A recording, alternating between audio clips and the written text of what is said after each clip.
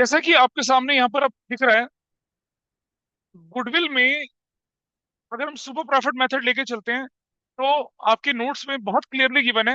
ये डी है, super profit method. इसे कैसे आइडेंटिफाई करेंगे? एक्सेस ओवर अबव ये वर्ड गिवन होगा। वैसे तो क्वेश्चन में गिवन ही होता है कि सुपर प्रॉफिट मेथड से आपको कैलकुलेशन करनी है। पेज नंबर 2 पे चले जाएंगे।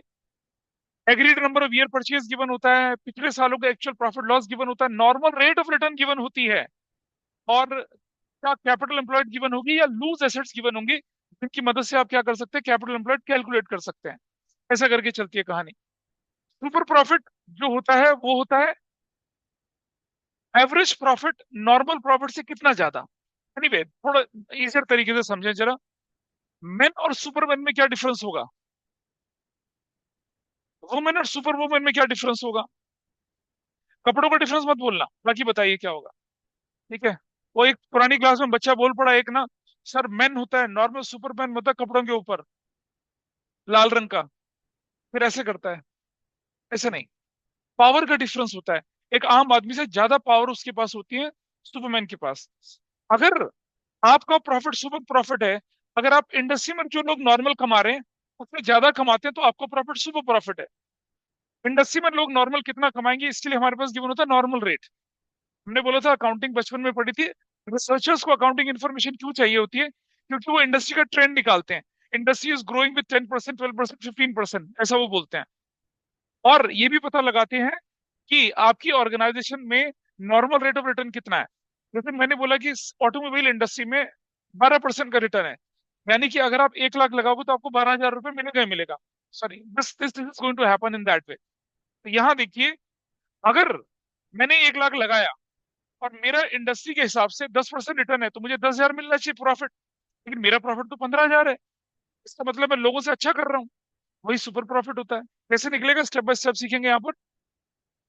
नॉर्मल रेट ऑफ रिटर्न किसको बोला जाता है? देखिए, rate of return normally earn by an average firm belonging to the same industry on its capital employed. Capital employed मतलब कितना पैसा आपको बिजनेस में लगा है, उस पर निकलता है। और थोड़ा आगे चलें जरा,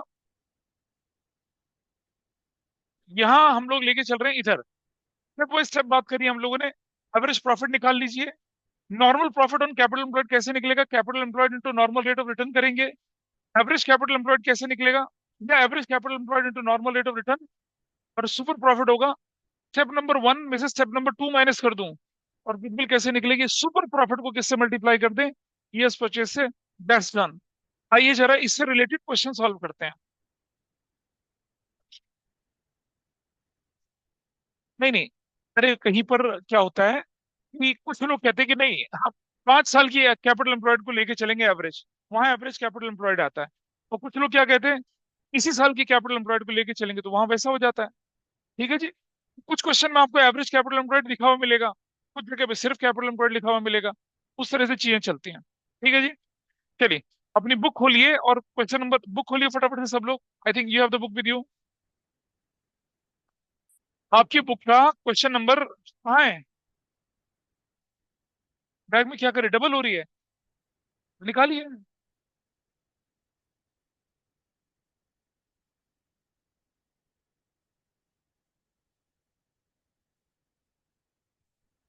क्वेश्चन नंबर 12 करिए, 11 करिए। Question number 11। क्वेश्चन नंबर 11 मैं आपके साथ लेके चल रहा हूँ। और देखिए, मैं स्टेप लिख रहा हूँ पहले आपके सामने। स्टेप नंबर 1 क्या होगा बताइए? Step number 1, average profit. Average profit निकालेंगे, average profit. Step number 2, normal profit. वो कैसे निकलेगा? Capital employed, capital employed into normal rate of return, normal rate of return upon में 100, ऐसे करके निकलेगा।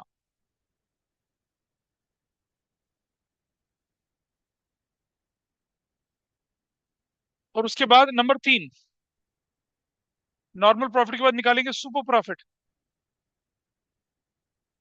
सुपर प्रॉफिट कैसे निकलेगा? वो निकलेगा average profit, average profit minus normal profit,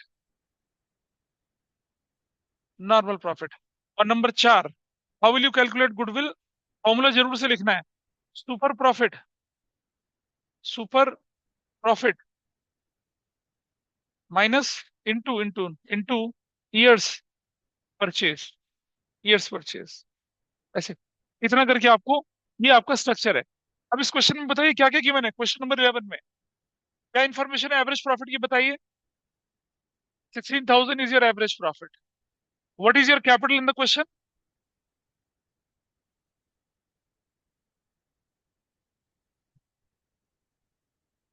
16,000 is what your. अब आपके पास और कैपिटल एम्प्लॉयड कितना है क्वेश्चन में? 50,000 कैपिटल एम्प्लॉयड है। Into normal rate of return कितना बोले? 15%, 15/100। क्या वैल्यू निकल कर आई? 7,500 निकल कर आई। ये और ये रख लीजिए। अब आप निकालेंगे क्या? एवरेज प्रॉफिट कितने का था? 16,000 का। माइनस कर दिया 7,500। What value you got here? 8,500। फिर चलिए, और 8,500 में किससे मल्टीप्लाई करें? ईयर्स परचेज कितना है? 4, तो क्या हो जाएगा? 34,000। That's your answer. निकल गया, कितना आसान। क्या निकाला? गुडविल की कैलकुलेशन कर दी हमने, किसके हिसाब से? गुडविल की कैलकुलेशन किसके हिसाब से कैलकुलेट करिए, बताइए। सुपर प्रॉफिट में भाई, सुपर प्रॉफिट मेथड हमने फॉलो करा है।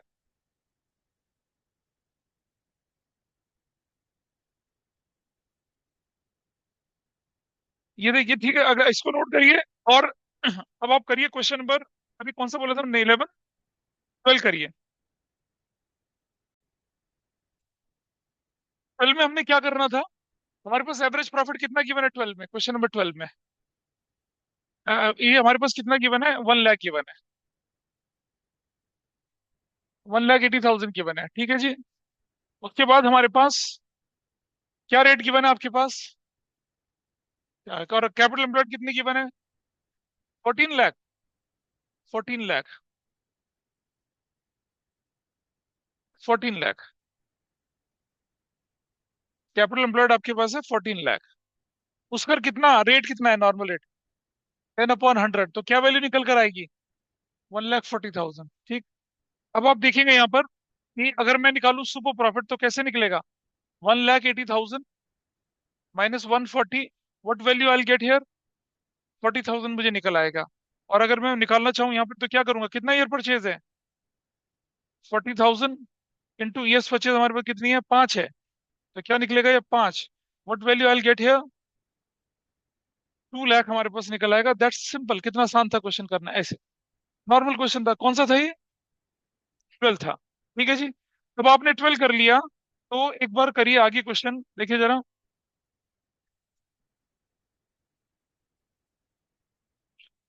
10 करिए, क्वेश्चन नंबर 10 कर लीजिए फटाफट से। हाँ, 10। Question number 10। क्वेश्चन नंबर 10 करेंगे अब आप। आपको करना है क्वेश्चन नंबर 10। इसको करिए सॉल्व। क्वेश्चन नंबर 10 करेंगे। हो क्या रहा है यहाँ पर कि सबसे पहले आपको बोला गया कि आपको एवरेज प्रॉफिट निकालना है। क्या निकालना है? Average profit. तो हमने लिखा, पहला स्टेप हमारे पास आया, एवरेज प्रॉफिट। वो हमने निकालने की कोशिश करी। मैं 3 तरह से एवरेज प्रॉफिट निकाल के दिखा रहा हूं आपको, देखिए जरा। एक यहां होगा, दो यहां होगा, और तीसरा। पहला मेथड देखिए। बताइए प्रॉफिट की क्या क्या फिगर आपके पास है? 3 लाख। 3 लाख, रुक जाइए, 360 या 3 लाख? 3 लाख है। अब सुनो, हर साल 60,000 रुपया एक पार्टनर को रेमुनरेशन देना है, मतलब सैलरी वैलरी देनी है। 60,000 एक बंदे की, दो बंदों की कितनी? 120। पहला मेथड, हर साल में से 120 हमने माइनस कर दिया, प्लस फिर दूसरा साल में कितना आया? कितना? 3,60,000 माइनस 120 कर दिया। फिर तीसरे साल में कितना आया? 420 और माइनस 120, ये कर दिया। डिवाइडेड बाय 3 कर दिया। ऐसे करा। क्योंकि हर साल का रेमुनरेशन है और दो लोग हैं, इसलिए 120 माइनस होना है। ये वैल्यू कितनी आई? 180। प्लस ये वैल्यू कितनी आई? 240,000। प्लस ये वैल्यू कितनी आई? 3 लाख आई। और डिवाइड कर दिया कितने से आपने इसको? 3 से। कितना बना टोटली? 7,20,000। डिवाइड कर दिया 3 से तो क्या वैल्यू निकल कर आई? 2,40,000 निकल कर आई। पहला एवरेज प्रॉफिट। दूसरा नॉर्मल प्रॉफिट, वो हम निकालेंगे। पहले एवरेज प्रॉफिट को निकालने का पहला मेथड, एवरेज प्रॉफिट निकालने का दूसरा मेथड। फिर से मैं लिख रहा हूं यहां पर क्या? एवरेज प्रॉफिट एक और तरीके से निकाल के दिखाते हैं। अब मैं क्या करता हूं कि 3 लाख अपनी जगह पे, प्लस 360 ये भी, प्लस 360 अपनी जगह पे, प्लस दूसरा वाला क्या वैल्यू थी? 420, ये भी अपनी जगह पे। इन तीनों का टोटल करके डिवाइडेड बाय 3 कर दिया। एग्री करते हो इस बात से? ये तो क्या कर दिया? प्रॉफिट का एवरेज ले लिया। और क्योंकि आपने 1,20,000 एक साल का, 1,20,000 दूसरे साल का, और 1,20,000 तीसरे साल का, 3 साल के प्रॉफिट का भी क्या कर दिया? एवरेज कर दिया। 3 साल के सैलरी का, रेमुनरेशन का, उसका भी एवरेज कर दिया। इसका एवरेज कितना बना था देखो जरा यहाँ पर। ये कितना था? 3 और 3 6 से 10, 10,80,000 डिवाइडेड बाई 3। ये कितना होगा बताइए? 3,60,000 डिवाइडेड बाई 3। ये वैल्यू कितनी आई? 3,60,000। ये 3,60,000। और ये वैल्यू कितनी आई? 1,20,000।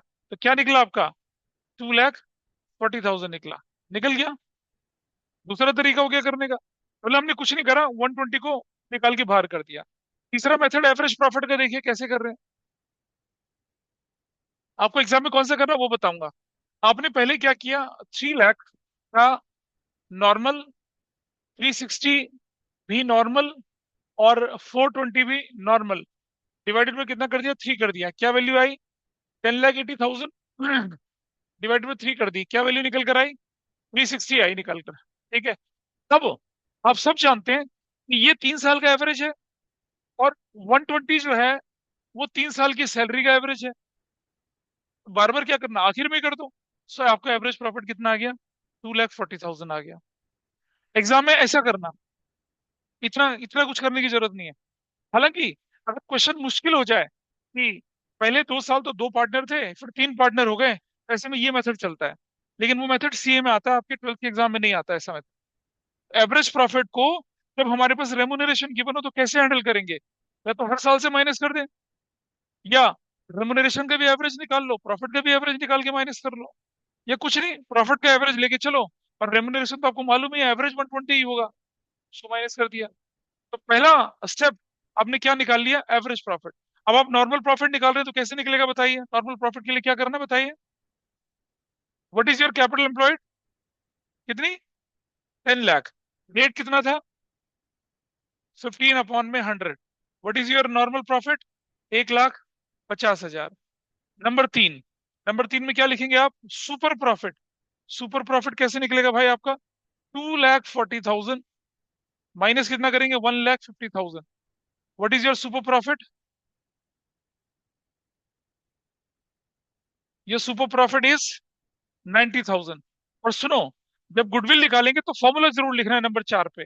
गुडविल इज इक्वल टू क्या हो जाएगी आपकी? Super profit into years purchase, years into years purchase, into years purchase, years purchase. अब बताइए जरा, what was your super profit? 90,000 into years purchase कितना थी? 2। What is your answer? 1,80,000। That's your answer. 1,80,000 is your answer. ये आपका answer हो गया। तो इस क्वेश्चन के अंदर जहां रेमुनरेशन या जहां ऑपरेटिंग एक्सपेंस कोई आ जाए उसको माइनस करके देखना है आपने। कोई डाउट है इस बात पर? तीनों में से? अरे वो अलग चीज है, वो अभी मैं दिखाऊंगा ना, अभी तो मैंने उनको टच ही नहीं करा। अभी तो मैं सिर्फ कोर मेथड है उन्हें सिखा रहा हूँ। कि एवरेज प्रॉफिट कैसे निकले, वेटेड एवरेज कैसे निकले, और गुडविल की कैलकुलेशन करते समय सुपर प्रॉफिट, कैपिटलाइजेशन, वो फिर मैं अभी तो दो ही शीट हुई है ना, अभी 3 पेज और भी तो है उसमें, उसका discussion. I hope this is fine with everybody. Question number कौन सा था ये? 10 था। क्या था? 10। ठीक है जी। अब आप ये क्वेश्चन करिए जरा, अगर आपने 10 कर लिया हो तो।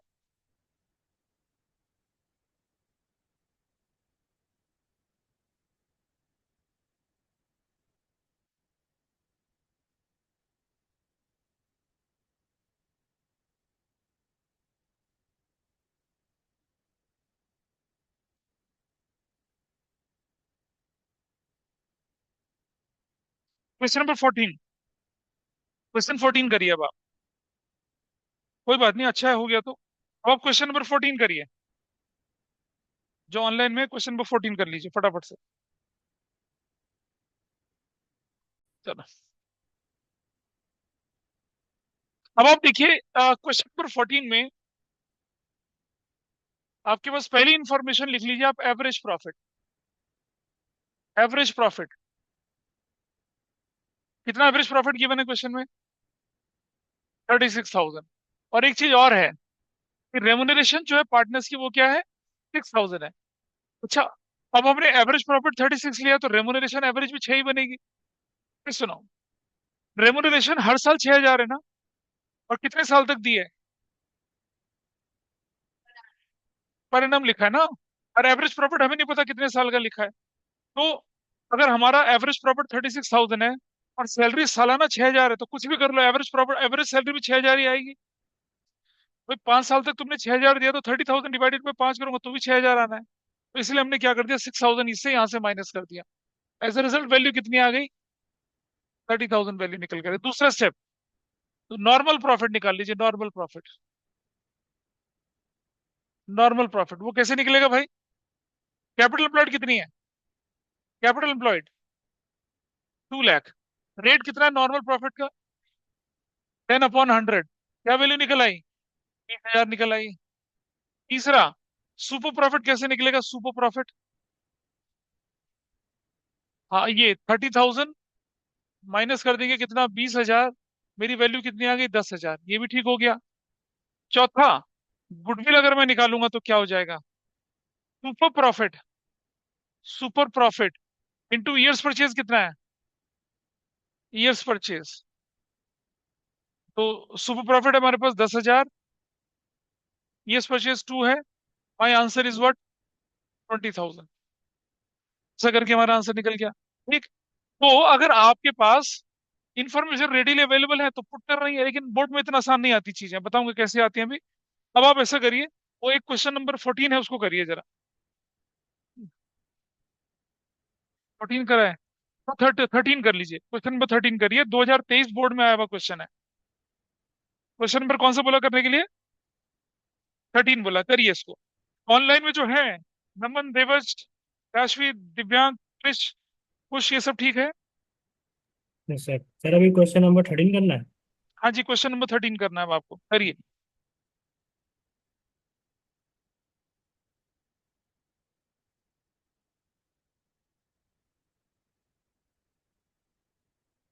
हाँ जी, मैं भी समझाऊंगा सब रीजन, सारे रीजन समझाऊंगा आपको, अभी नहीं। मैं अभी कैपिटल एम्प्लॉय करना बताऊंगा, देन आई टेल यू कि क्यों करते हैं, क्यों नहीं करते हैं।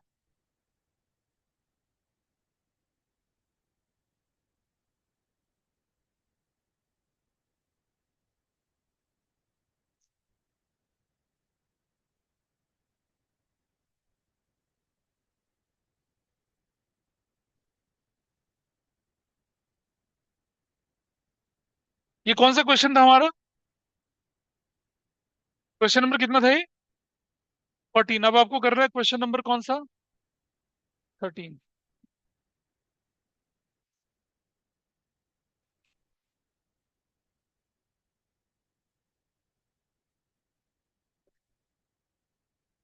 हो गया? कर लिया किसी ने? हो गया? फिर दिखाओ, कैसे दिखाओ नोटबुक। फॉर्मूला कहाँ लिखा तुमने? क्या होता है एपीएनपी, क्या होता है? भाई पूरा लिखो ना। एपीएनपी क्या चीज है?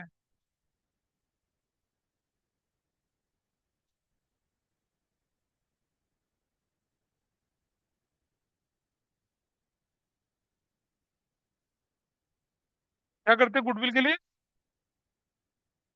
नहीं ऐसे।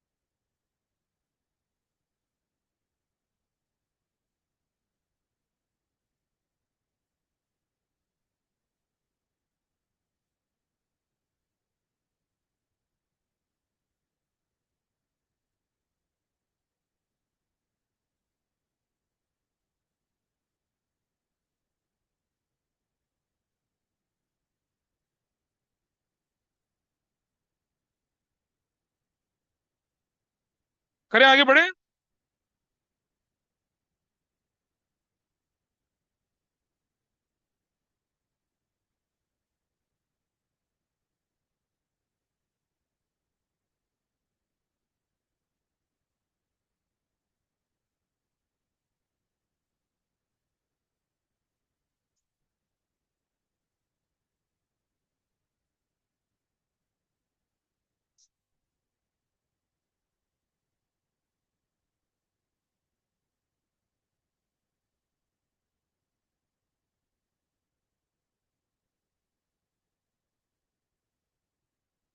चलो करते हैं हम इसको। ठीक है तो बोला करो ना। देखिए, दोबारा देख लीजिए क्वेश्चन नंबर 13 का। एवरेज प्रॉफिट आपने निकाल लिया था 1 2 अपॉन में 334,000, ठीक। नॉर्मल प्रॉफिट आपका 2 लाख की कैपिटल एम्प्लॉयड का 20% कितना गया? 40,000 गया। सुपर प्रॉफिट अब यहाँ पर 34 - 40 कितना? 6,000 नेगेटिव आया। नेगेटिव सुपर प्रॉफिट का मतलब आप तो नुकसान में है। अब तो सुपरमैन है ही नहीं, तो आम आदमी से भी नीचे है। तो लिखेंगे since super profit is negative goodwill can not be calculated in this situation, and question खत्म हो गया। अब मैंने बोला ना अगला कदम हमारा चलेगा क्या? कैपिटल एम्प्लॉयड की तरफ। एग्जाम क्वेश्चन नंबर 15 अगर आप करते हैं, देखिए क्वेश्चन नंबर 15, उसको देखिए एक बार। ठीक है, एक भरी पूरी बैलेंस शीट गिवन है आपके पास, उससे आपको कैपिटल एम्प्लॉयड निकालनी है और एवरेज प्रॉफिट लेना है, फिर सुपर प्रॉफिट निकालना है, फिर गुडविल निकालनी है। कोशिश करिए, होता तो बहुत बढ़िया, वरना हमारा अगला कदम अब होगा कैपिटल एम्प्लॉयड कैसे निकाली जाती है उसके लिए। कि अब सीखते हैं जरा कि कैसे कैपिटल एम्प्लॉयड जो निकाली जाती है वो बैलेंस शीट, जब आपके पास खूब सारे आइटम दे रखे हो तब हम कैसे निकालते हैं बैलेंस शीट। आपके पास क्वेश्चन में दे रखा है कि लायबिलिटी साइड अप्रोच है, एसेट साइड अप्रोच है। लायबिलिटी साइड में मोटा मोटा क्या है कि लायबिलिटी साइड अप्रोच में क्या है मोटा मोटा यहाँ पर कि हमारे पास ए का कैपिटल करंट अकाउंट, बी का कैपिटल करंट अकाउंट, मैंने मान लिया पार्टनर की कैपिटल जोड़ दें, रिजर्व्स यानी कि फ्री रिजर्व जोड़ दें, जो कि reserve, reserve fund, general reserve, contingency reserve, investment fluctuation reserve, workman compensation reserve, ये हम अगले चैप्टर में पढ़ेंगे चेंज इन पीएसआर में। उसका सरप्लस अनडिस्ट्रीब्यूटेड प्रॉफिट जोड़ा, फिक्टिशियस एसेट्स लॉसेस को माइनस किया, ओल्ड गुडविल को माइनस किया, नॉन ट्रेड इन्वेस्टमेंट को माइनस कर, और कैपिटल एम्प्लॉयड है। अब कोई आम व्यक्ति होता तो कहता कि बेटा रट लो इसको, लेकिन मैं रटवाऊंगा नहीं, आपको रीजन दूंगा, इसका लॉजिक के साथ बताऊंगा कि क्यों, ताकि रटने की जरूरत ना पड़े। Let's go to that side. यहाँ क्या लिखा आपने? Non current assets current assets को जोड़ दिया, टोटल एसेट्स बन गया, minus liability current as well as non current कर दी, तो क्या निकला? Capital employed. कैपिटल एम्प्लॉयड का दूसरा तरीका, ध्यान से सुनना, ये नॉन करंट एसेट्स से पूरी ये वाली, फिर हमने करंट एसेट्स उठाई, उसमें से करंट लायबिलिटी माइनस कर दी, तो क्या बच गया आपके पास? Working capital. Current assets minus current liability working capital होती है। वर्किंग कैपिटल क्या होती है? Current assets minus current liability. अभी थ्योरेटिकल है, भी मैं समझाऊंगा, इसको एक्सप्लेन करके दिखाऊंगा। तो non current assets plus working capital और नॉन करंट लायबिलिटी बन गई थी, वो डाला, आपके पास कैपिटल एम्प्लॉयड निकल कर आ गया। You got the capital employed यहाँ पर। ऐसे करके ये क्या हुआ सारा, इसको समझने की कोशिश करते हैं। ये कैसे, यहाँ देखिए, आप सब जानते हैं कि अकाउंटिंग इक्वेशन में क्या होता है, टोटल एसेट्स। सब जानते हैं total assets is equal to किसके बराबर होती है? टोटल लाइबिलिटीज के बराबर होती है। Total liabilities, everybody is okay with this? Total assets जो होती है बेटा, वो किसके बराबर होती है? नॉन करंट एसेट्स और करंट एसेट्स के बराबर होती हैं, ठीक है। टोटल लायबिलिटी की भी दो कैटेगरीज बन जाती हैं। एक को कहते हैं हम लोग क्या, इंटरनल, क्या कहते हैं एक को, इंटरनल, और एक को क्या कहते हैं, एक्सटर्नल। एक्सटर्नल, इंटरनल को क्या बोला जाता है, कैपिटल बोला जाता है, कैपिटल। और प्लस, तो प्लस, और बाकी क्या हमारे पास है, जो नॉर्मल लायबिलिटीज होती हैं, जिन्हें हम क्या बोलते हैं, एक्सटर्नल बोलते हैं। एक्सटर्नल के अंदर भी दो हिस्से बन जाते हैं, नॉन करंट लायबिलिटी और क्या, करंट लायबिलिटी। अब जरा ध्यान से देखिए, अगर मैं बोलूं किसकी बात, पार्टनरशिप की, अगर मैं पार्टनरशिप बोलूं, तो पार्टनरशिप में कैपिटल एम्प्लॉयड जो होती है वो सिर्फ ये होता है, ये हिस्सा, this only this portion is what, सिर्फ ये है कैपिटल एम्प्लॉयड, इतना। बिजनेस के एसेट्स पे जो हक होगा वो इन लोगों का होगा। कौन, मालिक का। मालिक को क्या रिप्रेजेंट करती है, कैपिटल। अब जरा मेरी बात सुनिए, कैपिटल अकाउंट तो मालिक का ही होता है, everybody is okay. Current account भी मालिक का ही होता है, पार्टनर्स का, is that okay. Reserve surplus किसके होते हैं भाई, मालिक के। क्यों, रिजर्व क्या होता है, part of profit set aside for future contingencies. ना नेचर मालूम ना अमाउंट मालूम, किसका प्रॉफिट भाई, ओनर का। ओनर का प्रॉफिट निकाल के अलग रख लिया।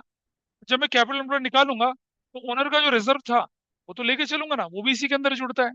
अच्छा जी, सरप्लस मतलब अनडिस्ट्रीब्यूटेड प्रॉफिट, किसका था वो, ओनर का।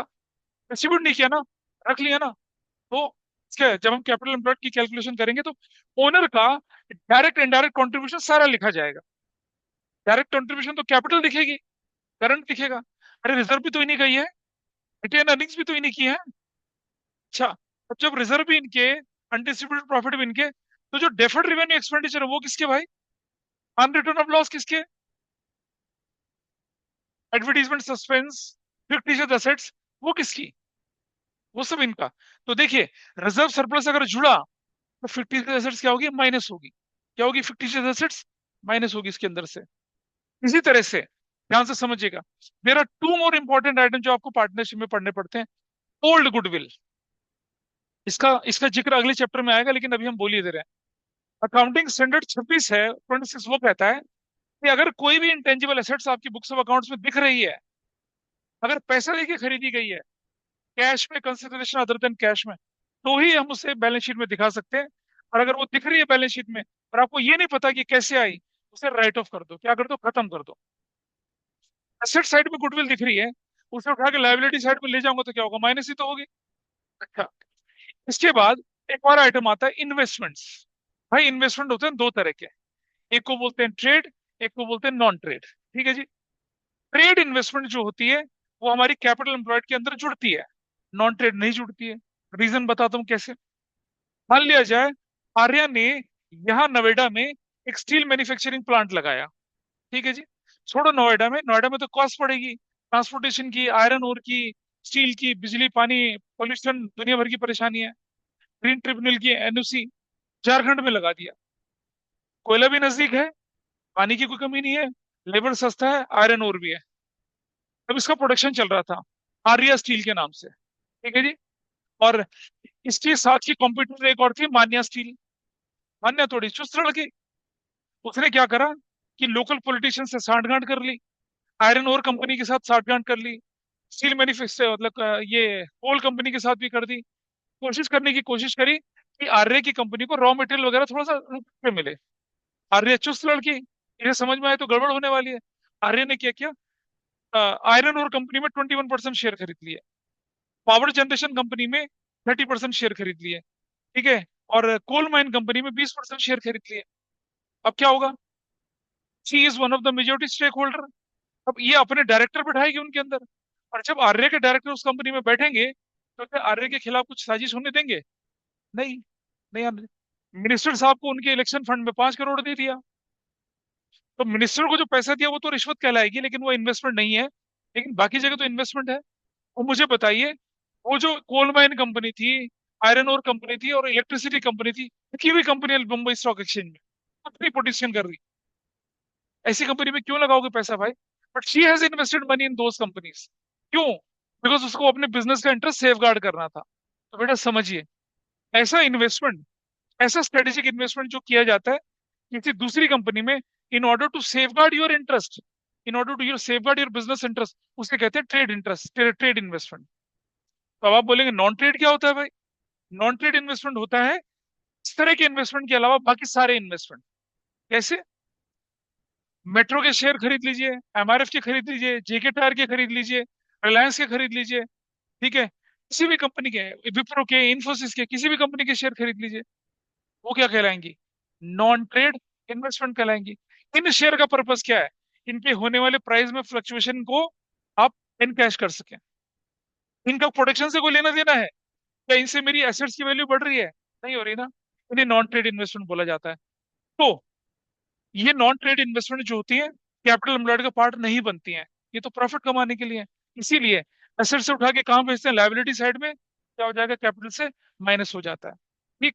दूसरी बात, ट्रेड इन्वेस्टमेंट पर अगर इंटरेस्ट मिला तो मेरी ऑपरेटिंग इनकम कहलाएगी। स्ट्रेटेजिक इन्वेस्टमेंट है, ट्रेड इन्वेस्टमेंट पे जो इंटरेस्ट मिलता है, इंटरेस्ट तो मिलेगा, उसे हम प्रॉफिट में जोड़ेंगे। लेकिन अगर नॉन ट्रेड इन्वेस्टमेंट से आया, वो तो एबनॉर्मल इनकम कहलाएगी। उसे क्या करेंगे? माइनस करेंगे। ये बात हम कब करेंगे? जब हम रेशियो एनालिसिस पढ़ेंगे, तब मैं बताऊंगा ये वाली चीज। उस समय ध्यान रखना इस चीज का। ठीक है जी। तब आप समझे। अभी कोई बच्चा मुझसे पूछ रहा था कि कैपिटल क्यों जोड़ रहे हैं जी, रिजर्व क्यों जोड़ रहे हैं जी, ये गुडविल क्यों माइनस कर रहे हैं, फिफ्टीज क्यों माइनस कर रहे हैं? अरे भैया, मालिक का सही तस्वीर प्रेजेंट करने के लिए कर रहे हैं ना। सिर्फ कैपिटल ही थोड़ी है उसकी, इसके करंट अकाउंट भी है, रिजर्व भी है, एफिशिएंसी रिजर्व भी है, डिस्ट्रीब्यूटेड प्रॉफिट भी है। पुरानी गुडविल अगर हटेगी बुक से तो नुकसान किसका? मालिक का। वहां से माइनस होगा। नॉन ट्रेड इन्वेस्टमेंट अगर असेट से हटेगा तो नुकसान किसका? मालिक का। तो हम क्या करते हैं? उसको माइनस करते हैं। अब एक लेट में कंप्लीट। अब अब हम कैपिटल एम्प्लॉयड कैलकुलेट करेंगे तो क्या दिखेगा? आप देख रहे हैं? अब आप देखिए, आई थिंक ऑनलाइन में जो बच्चे बैठे हैं, कैन यू सी दिस? ये देखिए,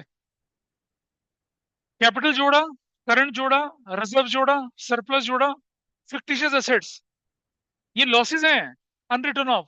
इन्हें मालिक को ही भरना है। और ओल्ड गुडविल राइट ऑफ कर दी, और नॉन ट्रेड इन्वेस्टमेंट भी क्या कर दिया? माइनस कर दिया। आपकी असली कैपिटल एम्प्लॉयड निकल आई। What is your question now? अब सुनो ध्यान से। सारे रिजर्व्स रिजर्व्स ही होते हैं। फ्री और नॉन फ्री का कैसे पता चलता है, मैं बताता हूँ। अगर आपने बोला वर्कमैन कंपनसेशन रिजर्व, ये बनाया जाता है अगर काम करते समय आपके ऑर्गेनाइजेशन में वर्कर का हाथ कटा, पैर कटा, या मुंडी कटी, तो आप क्या करेंगे? कंपनसेट करेंगे उसको। ठीक है। आपने बनाया वर्कमैन कंपनसेशन फंड 10 लाख का, किसी वर्कर का हाथ कट गया, 5 लाख रुपए का कंपनसेशन देना पड़ गया, तो फ्री रिजर्व कितना है भाई? आउट ऑफ 10, 5 लाख तो एम्प्लॉय को जाएगा, फ्री रिजर्व बनेगा 5। तो वो फ्री रिजर्व कैपिटल एम्प्लॉयड में जुड़ेगा ना। ऐसे होता है free reserve. Investment fluctuation fund बना लिया 5 लाख का, इन्वेस्टमेंट की वैल्यू 1 लाख घट गई, माइनस करने के बाद फ्री रिजर्व कितना बचा? 4 लाख का। ऐसे डिसाइड करते हैं फ्री रिजर्व। जब तक कुछ ना बोला जाए, सारे रिजर्व फ्री है। तो आपके क्वेश्चन में रिजर्व की वैल्यू दे रखी है, कोई एडजस्टमेंट अटैच नहीं है उसके साथ। ठीक है। अब जिसे कंसेप्ट मालूम है वो तो समझ रहा है। बोर्ड के पेपर में मेरे जैसा पेपर सेटर क्या करता? सब कुछ दे देता, लिखता वर्कमैन कंपनसेशन रिजर्व, पीछे एक छोटी सी लाइन दे देता, ठीक है, claim against compensation is 1 lakh. तो बाकी बच्चे क्या करते? वर्कमैन कंपनसेशन रिजर्व पूरा जोड़ते। हमारा बच्चा क्या करता? माइनस करने के बाद की फिगर डालता, क्योंकि उसे मालूम है कि कैपिटल एम्प्लॉयड करते समय हम क्या जोड़ने? फ्री रिजर्व जोड़ने, एक्सेस फ्री जोड़ना है। यही परेशानी पिछले साल के पेपर में आई। कैसे आई? अब एक और चीज समझाई, फिर बताऊंगा परेशानी कैसे आई। तो जरा यहाँ देखिए। जब हम बात करते हैं कंपनीज की, जब हम बात करते हैं रेशियो एनालिसिस की, वहां पर भी कैपिटल एम्प्लॉयड कैलकुलेट होती है। लेकिन वहां अगर कैपिटल एम्प्लॉयड कैलकुलेट होगी तो कैसे कैलकुलेट होगी? हाँ देखिए, वहां अगर कैपिटल एम्प्लॉयड कैलकुलेट होगी तो वो होगी ये वाला, ये वाला प्लस ये, प्लस ये। कैपिटल एम्प्लॉयड कैसे कैलकुलेट होगा? ऐसे, ये हिस्सा जुड़ेगा। क्या क्या जुड़ रहा है? शेयर होल्डर फंड, कैपिटल, और plus non current liability. In case of a company, अगर हमें कैपिटल एम्प्लॉयड कैलकुलेट करनी है तो हम पार्टनर का जो पैसा यानी कि शेयर होल्डर फंड और जो नॉन करंट लायबिलिटी को मिला के कैपिटल एम्प्लॉयड बनती है। अगर मैं पार्टनरशिप बोलूं तो कैपिटल एम्प्लॉयड कैसे निकलेगी? Total assets minus total liability, कौन सी वाली? एक्सटर्नल वाली, करंट नॉन करंट दोनों माइनस होगी। लेकिन जब मैं बोलूंगा कंपनी की बात, तो कैपिटल एम्प्लॉयड कैसे निकलेगी? Total assets minus current liability सिर्फ। अब पिछले साल के बोर्ड में क्वेश्चन आया, 3 नंबर का क्वेश्चन। ठीक है जी। लायबिलिटी साइड में क्या दे रखा था? लॉन्ग टर्म लोन, क्रेडिटर और bills payable. Long term loan क्या हो गया? Non current liability. Creditor BP क्या हो गया? Current liability. अच्छा, जिसके 98 क्वेश्चन आए थे हमारे सेंटर में, चेक पेपर आया था उसका चेक होने के लिए, ठीक है जी, 98 थे उसके नंबर, एक नंबर कटा था इसकी वजह से, मतलब दो नंबर कट गए थे इसकी वजह से, बाकी सब कुछ ठीक था। तीन में से एक नंबर मिला था उसको, तो दो नंबर कट के उसके 98, हमने उसका 78 स्कोर करके थे, 20 स्कूल ने दे दिया होगा, 98 आए थे उसके। बताऊंगा कैसे पता चला। उस बच्चे ने क्या किया, कैपिटल एम्प्लॉयड जो कैलकुलेट करी, पार्टनरशिप में क्या करी, टोटल एसेट्स माइनस क्या कर दिया, करंट लायबिलिटी कर दिया। बिल्कुल ठीक था। अब जब रेशियो एनालिसिस करते, क्वेश्चन था क्या, वैल्यूएशन कैपिटल ऑफ गुडविल थी, सुपर प्रॉफिट मेथड से निकालनी थी, कैपिटल एम्प्लॉयड 10% रेट था। तो जब आप पार्टनरशिप में कैपिटल एम्प्लॉयड निकालोगे तो क्या करोगे, टोटल एसेट्स में से क्या माइनस करोगे, टोटल लायबिलिटी माइनस करोगे। तो क्या होना चाहिए था, total assets minus total liability external होनी चाहिए थी, उसने total liability minus current liability कर दी। ठीक है जी। फिर क्या हुआ, रिजल्ट आने के बाद, अभी अपन आपने देखा होगा ना, पेपर चैलेंज होने के लिए आ गया है, बोर्ड के पेपर को चैलेंज करिए आप, आपको अपना आंसर शीट चेकिंग करानी, वो करानी, वो दे दीजिए, ठीक है जी। अब क्या हुआ कि चेकिंग के लिए आ गया उसका पेपर, बाई चांस वो हमारे पास ही आ गया, और हमने वहां लिखा हुआ था पहले से नोट कि इसने कैलकुलेशन ऐसे कर दिए, इस वजह से इसके नंबर कट रहे हैं, क्योंकि हमें मालूम था कि वो रिचेकिंग के लिए डालेगा। अच्छा जी, अब जब रिचेकिंग होती है तो क्या होता है, एक प्रिंसिपल बैठते हैं और जितने भी सीनियर, मतलब सीनियर टीचर्स होते हैं, रिचेकिंग के लिए सीनियर टीचर को बुलाया था, मोस्ट सीनियर, 20-25 साल के एक्सपीरियंस वालों, वो बैठते हैं आके। बाई चांस वो कॉपी मेरे हाथ में ही आई, again I have written the note. अब हमने नंबर नहीं बढ़ाए उसके बाद हमें नोट लिख के उस प्रिंसिपल को कन्विंस करना होता है कि हमने क्यों नंबर नहीं बढ़ाए, या क्यों बढ़ाए या क्यों घटाए, तो हमें कन्विंस करना होता है। डिसाइडिंग, हम उनके पास गए, उन्हें समझाया, नोट सिखाए, और सीबीएसई की मार्किंग स्कीम दिखाई, वो सब दिखाया, उन्हें समझाया कि ये था, प्लीज कन्विंस, उसके नंबर नहीं बढ़े। ठीक हुआ। फिर क्या हुआ कि दिल्ली गवर्नमेंट में टीचर्स ट्रेनिंग प्रोग्राम होते हैं पीजीटीज के लिए, वहां मेरा पिछले साल गर्मियों की छुट्टी में था प्रोग्राम, तो मैं गया, ऐसे ही कुछ पॉइंट आए, मैंने टॉपिक पढ़ाया, सब कुछ अच्छा हुआ। एक टीचर भिड़ गए, कह रहे आप ऐसे कैसे बोल सकते हो, ये क्या है क्या है। मैंने कहा रुको, कंसेप्ट एक्चुअल में ये होता है कंसेप्ट। उन्हें भी ये लगता था total assets minus current liability partnership के लिए भी चलेगा, हमने कहा ऐसा नहीं होता, पार्टनरशिप के लिए होता है टोटल एसेट्स माइनस क्या, टोटल लायबिलिटी, तब निकलेगी आपकी कैपिटल एम्प्लॉयड। फिर उन्हें सीबीएसई की मार्किंग स्कीम दिखाई, सब समझाया, तब जाके वो कन्विंस हुए। ये मिसकंसेप्शन बहुत सारे टीचर्स में है, तो प्लीज अंडरस्टैंड, पार्टनरशिप में रूल ऑफ थंब है टोटल एसेट्स। अच्छा सोचो यार, एक पार्टनरशिप वाला बंदा अपनी ओनरशिप इन लोगों को कैसे शेयर करेगा, पार्टनर कैसे करेगा शेयर, नहीं कर सकता ना। लेकिन कंपनी में ऐसा होता है, क्योंकि कंपनी में जो पैसा बिजनेस में लगता है, वो शेयर होल्डर का पैसा भी लगता है और लॉन्ग टर्म लोन भी लगता है, वहां तो लगता है। तो आपकी टोटल कैपिटल एम्प्लॉयड कितनी है बिजनेस में, वो शेयर होल्डर फंड भी होगी और नॉन करंट लायबिलिटी भी होगी।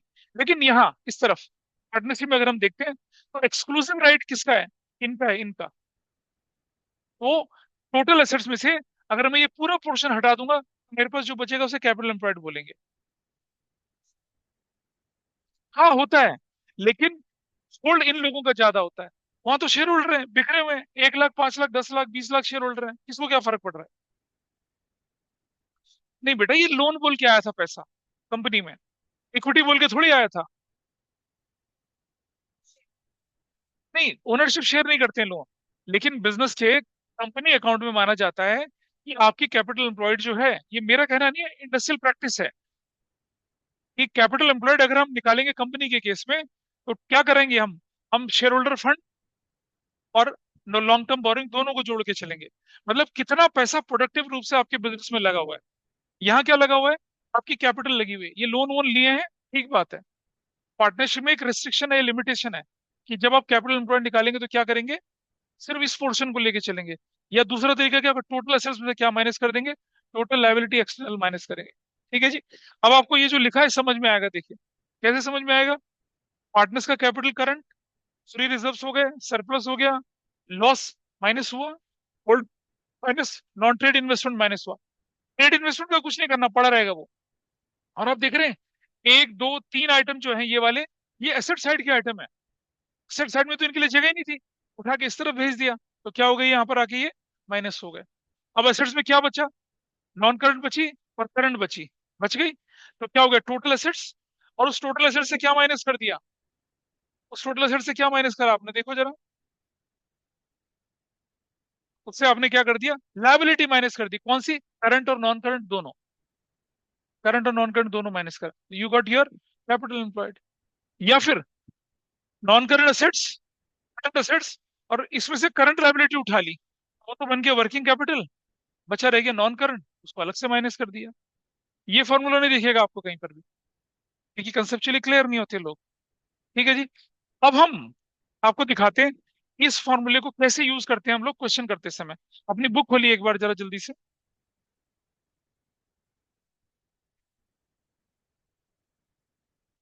तो ये जो अभी बताया गया आपको ना, इसे कंसेप्चुअल क्लैरिटी बोलते हैं। पेज नंबर 2.15 में एग्जाम्पल नंबर 1 है, पहले मैं इसे कराऊंगा, एग्जाम्पल 2 आप करेंगे। पेज नंबर कितना बोला मैंने आपसे, हाँ, एग्जाम्पल नंबर,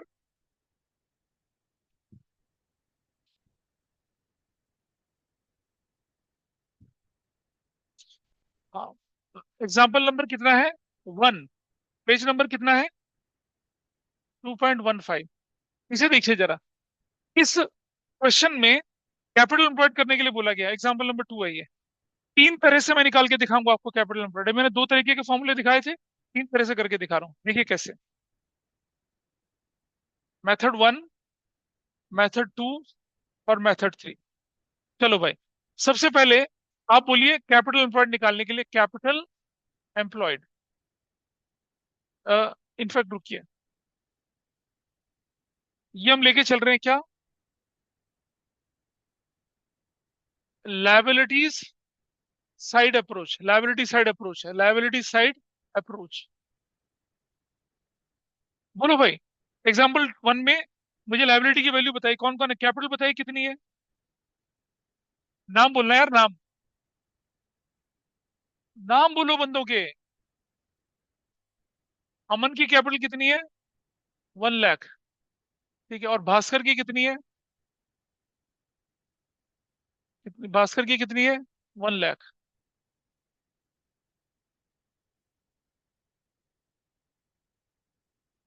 अमन की कितनी है, 1 लाख, और भास्कर की कितनी है, 1 लाख है, ठीक है जी,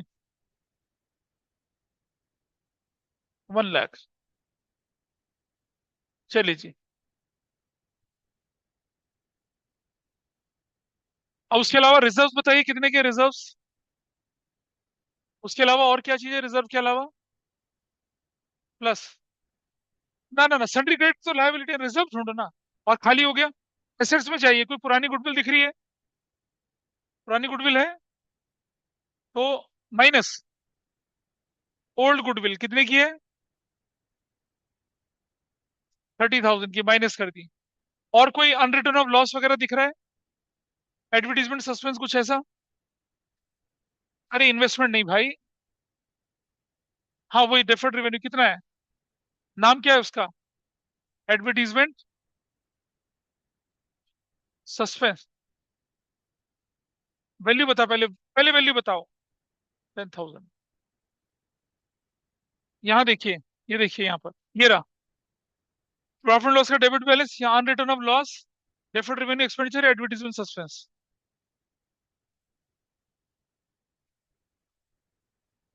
किसके अंदर,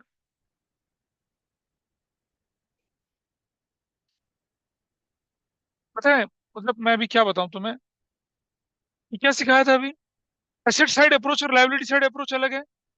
लायबिलिटी साइड अप्रोच में आप सिर्फ इसको कंसिडर करते हो ना, तो इन्हें कैसे जोड़ दोगे उसके साथ। कैपिटल एम्प्लॉयड निकालने का तरीका क्या बताया था आपको, टोटल एसेट्स में से लायबिलिटी एक्सटर्नल माइनस कर दो, या तो तरीका ये बना, या फिर सिर्फ इसको जोड़ो। तो जब लायबिलिटी साइड में तो यही जोड़ूंगा, इनको क्यों जोड़ूंगा। अब और कुछ था बचा हुआ यहाँ पर, what is the value, 2,50,000, that's your capital employed, एक मेथड। दूसरा मेथड देखिए, अब आप दूसरा मेथड देखिए। अब हमारे पास कौन सी asset side, assets side approach, asset side approach. Asset side approach में क्या क्या चीजें बताइए। Method one. चलो भाई, लूज एसेट्स बताइए, कौन कौन से लूज एसेट्स नाम बताइए। लैंड एंड बिल्डिंग, वैल्यू बताइए कितनी है। 1,50,000, ठीक है जी। अगला आइटम बोलिए, प्लस इन्वेस्टमेंट्स। और ट्रेड लिखा हुआ इन्वेस्टमेंट्स, ट्रेड कितने के, 50,000 का। अगला आइटम बोलिए, स्टॉक। स्टॉक कितने का है,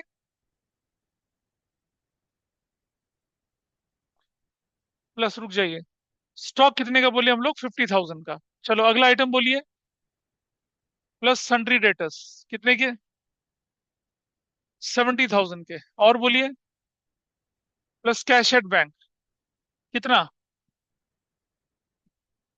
और बोलिए, अब रुक जाइए।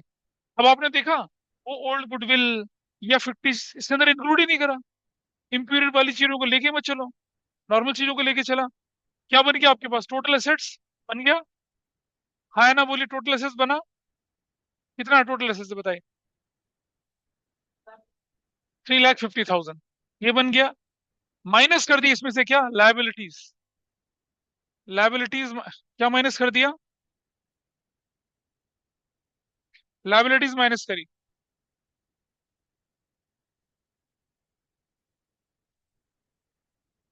लाइबिलिटीज को माइनस कर दिया। और देखिए क्यों माइनस करा लाइबिलिटीज को, ये टोटल एसेट्स है, इसमें से लाइबिलिटीज माइनस करी। फॉर्मूला हमारे पास वैसे ही बनता है। यहाँ देखिए, ये क्या बताया था, अगर एसेट साइड अप्रोच लेनी है, टोटल एसेट्स माइनस क्या करनी है, ये लाइबिलिटीज करनी है, इसलिए ऐसा कर रहे हैं एसेट साइड अप्रोच। ठीक है जी। अब लाइबिलिटी में कौन कौन सी बताइए, सन्ड्री क्रेडिटर्स कितने के, 90,000 के, ब्रैकेट में रखिए। और आउटस्टैंडिंग एक्सपेंसेस कितने के हैं, 10,000 के, ब्रैकेट में रखिए। क्या निकला, 2,50,000 आपके पास वैल्यू निकली। This is another method. एक और तरीके से करते हैं। देखो, टोटल सिर्फ अकाउंटिंग इक्वेशन को टच कर रहे हैं और कुछ नहीं कर रहे हैं। एक और मेथड दीजिए, मेथड टू। आप मुझे बताइए, बैलेंस शीट का टोटल कितना है एसेट्स का, बैलेंस शीट के एसेट्स का टोटल क्या लिखा, टोटल एसेट्स कितने की है, 3,90,000 की। I hope this is fine with everybody, 390 की है। माइनस, अरे टोटल एसेट्स में तो गुडविल भी जुड़ गई, और टोटल एसेट्स में डेफर्ड रेवेन्यू भी जुड़ गया। उन दोनों को क्या करना है, माइनस। तो बताइए, ओल्ड गुडविल कितनी है, ओल्ड गुडविल 30,000 की। कुछ बच्चे बोलते हैं सर, लाइबिलिटी साइड में अप्रोच में माइनस कर रहे हो, एसेट्स में भी अप्रोच कर माइनस कर रहे हो। भाई एसेट्स में माइनस नहीं किया था मैंने, जब मैंने लूज एसेट्स उठाई थी। लेकिन अगर मैं बैलेंस शीट का टोटल लेके चलूंगा तो माइनस करनी पड़ेगी ना। अच्छा, माइनस क्या कर दिया, एडवर्टीजमेंट सस्पेंस कितना, 10,000। अब ये माइनस कर दिया, तो what value I got here, total assets निकल आई। टोटल एसेट्स कितने की निकली, total assets 3,50,000 minus liabilities. Liabilities कितने की है बताइए, नहीं वैल्यू बताओ ना सीधा सीधा। सन्ड्री क्रेडिटर्स कितने के, 90,000 के। और आउटस्टैंडिंग एक्सपेंसेस कितने के, 10,000 के। तो अब मेरे पास जो वैल्यू निकल कर आई कितनी है, 250 निकल कर आई। आपकी बुक ने ये तरीका और ये तरीका करके दिखा रखा है। मैं एक एडिशनल तरीका भी बताया, आप ऐसा भी कर सकते हैं। एग्जाम में क्या करना है, कुछ भी करना है, कोई भी तरीके से कर लीजिए। ठीक है। अगर वो बच्चा एग्जाम में अगर वो बच्चा एग्जाम में लाइबिलिटी साइड अप्रोच को फॉलो करता, तो उसका गलती नहीं होती।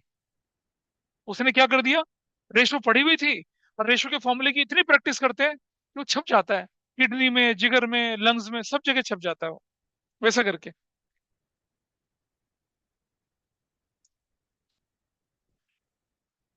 तो निकला। अब आप एग्जाम्पल टू अपने आप करिए, एग्जाम्पल टू अपने आप करिए। भाई जो ऑनलाइन बैठे हैं, समझ में आया क्या किया हम लोगों ने, कैपिटल एम्प्लॉयड कैसे निकली है। और ये जो है, ये जो फॉर्मूला आपके सामने पड़ा है, is it fine with everybody now.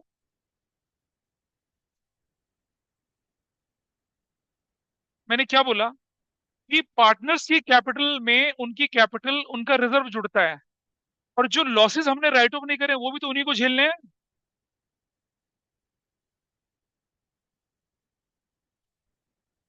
भाई झेलना थोड़ी होता है। ये कैसे झेलना बनेगा, फिर मैं दिखा रहा हूँ तुझे, इधर देख जरा। ये एक चीज यहाँ तो देख ले अकाउंटिंग इक्वेशन को। हम कैपिटल एम्प्लॉयड दो तरीके से निकालते हैं। टोटल एसेट्स में से टोटल लायबिलिटी माइनस करके निकाला, ठीक है जी। तो अगर टोटल लायबिलिटी हम यूज कर रहे हैं एसेट साइड में, यहाँ तो इस मेथड में तो यूज ही नहीं हो सकती ना। तो इस मेथड में क्या क्या यूज होगा? पार्टनर की कैपिटल, पार्टनर का करंट, रिजर्व सरप्लस, और वो लॉसेस जो इन्होंने अभी भी अवॉइड कर रखे, माइनस नहीं करे, माइनस किया उनको। और ये करंट लायबिलिटी तो बिजनेस के डे टू डे एक्सपेंसेस होते हैं ना, ये तो एग्जिस्ट करे हैं बिकॉज ऑफ बिजनेस ट्रांजेक्शन। ये तो 4-5 साल के लॉस से नहीं राइट ऑफ करे। हाँ, इसलिए ऐसा करा। ये आपके पास अब इंफॉर्मेशन थी। तो मुझे नहीं पता ऑनलाइन में बैठे लोग कितना समझ पा रहे हैं, शायद कुछ समझ ही पा रहे होंगे। तो एक डाउट और बच्चे पूछते हैं कि अगर इन्वेस्टमेंट के बारे में कुछ ना, अगर इन्वेस्टमेंट के बारे में कुछ ना दे रखा हो तो उसे नॉन ट्रेड इन्वेस्टमेंट मान के चलते हैं, क्योंकि business generally non trade investment करते हैं। जब तक ट्रेड ना बोला जाए, इन्वेस्टमेंट को नॉन ट्रेड मान के चलना है। ये नोट्स में मैंने ऑलरेडी लिख रखा है।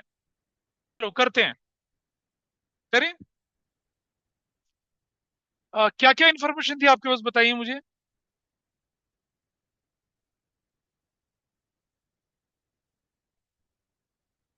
नहीं, सारी अप्रोच करेंगे ना, कौन सी का क्या मतलब है? तीनों अप्रोच से करना है हमें तो। हम कोई एक अप्रोच के थोड़ी रेस्ट्रिक्ट करेंगे अपना को, मैं तीनों से करने के लिए बोला आपसे। बताइए क्या क्या इन्फॉर्मेशन, पार्टनर्स के नाम बताइए क्या क्या थे। अमन और सिद्दीकी। अच्छा। अमृत। अमृत था और क्या था? सिद्धि। और सिद्धि। अरे यार तुम क्या करे जा रहे हो? वैल्यू बोलो कितनी कितनी है। 2 लाख, 2 लाख, 2 लाख। टोटल कितना हो गया? 4 लाख। रिजर्व रिजर्व थे कुछ? 1,80,000 का। और क्या था? ओल्ड गुडविल 60,000 की माइनस कर दिया। और कुछ था? ठीक है जी, ठीक है कर दिया। अच्छा एक और चीज, अब एक और चीज minus, non trade, non trade investments, non trade investments कितने का था? 1 लाख का। तो बताइए मुझे क्या निकला आंसर? 4 लाख निकल गया। कैपिटल एम्प्लॉयड निकल गया, बताइए निकला। इधर से देखो बेटा, इधर देख लीजिए। अब मुझे लूज एसेट्स बताइए कौन कौन सी हैं। कितने की? 4 लाख की। आगे बोलिए। इन्वेस्टमेंट, इन्वेस्टमेंट तो हट गया ना यहाँ से, इन्वेस्टमेंट तो हट गया यहाँ से। स्टॉक कितने का? 1 लाख का। आगे? 1,40,000 के। और 60,000। और लाइबिलिटी में चलिए टोटल एसेट्स कितने की बनी? 4, 5, 6, 7 लाख। चलो लाइबिलिटी बताइए क्या क्या है। ये देखिए, लोन फ्रॉम क्या? अबे यार तुम तो अभी मना कर रहे हैं, मैं नहीं जा रहा कहीं। चलो लिख लेते हैं, क्या था? लोन फ्रॉम बैंक कितने का?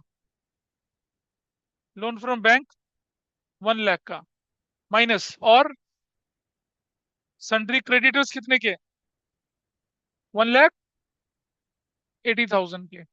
चलो और बताइए। आउटस्टैंडिंग एक्सपेंस कितने के? 20,000 के। माइनस करूंगा तो भाई फाइनल आंसर कितना आएगा? 4 lakh. You got your value. चलिए इस तरफ चलें। What is total assets in the question? 880 का। ठीक है 880 का, माइनस क्या क्या करना है? अच्छा, माइनस ओल्ड गुडविल कितने की? 60,000 की ओल्ड गुडविल कर दी, माइनस। और एडवर्टीजमेंट 20,000 की। और एक और चीज करना है, non non trade, non trade investments.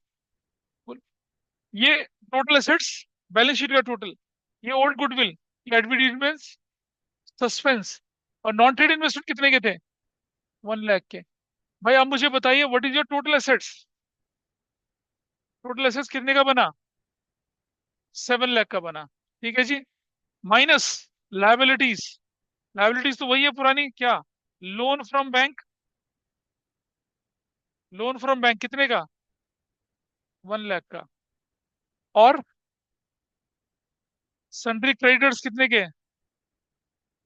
80,000 के। और आउटस्टैंडिंग एक्सपेंसेस कितने के। 20,000 के। टोटल माइनस करूंगा तो क्या वैल्यू निकल कर आएगी। 4 लाख। तीनों मेथड से आपकी वैल्यू निकल आई। बुक ने दे रखे थे 2 मेथड, हमने कर दिए 3 मेथड। तो कैपिटल एम्प्लॉयड कैसे निकलता है। जो क्वेश्चन नंबर 15 कर पाएंगे उससे 16 16 जो था वो कितने। 1 से लेके 16 तक के क्वेश्चन अब आपकी ग्रिप में है। ठीक है। अगली क्लास जो हम पढ़ेंगे उसमें मैं क्या करना है ध्यान सुनेगा। अगली क्लास कंक्लूडिंग क्लास करूंगा मैं, बड़ी 2 घंटे की। उसमें मैं क्या करना है सारा का सारा will will cover up everything. Let me complete. Capitalization method वो करेंगे।